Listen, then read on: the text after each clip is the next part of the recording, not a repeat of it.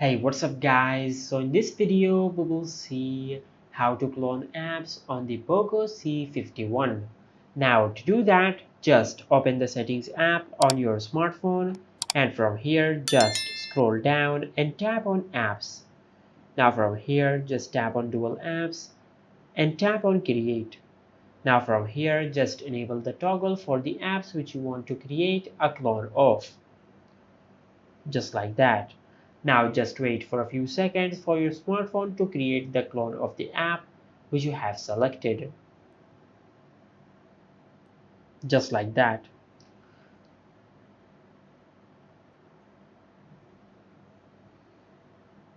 And now once you have done that, now if you go to your home screen and open the app drawer, you will find the apps which we have made a clone of. Just like that.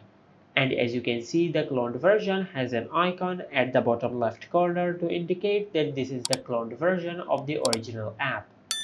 And this is how you can clone apps on the Poco C51.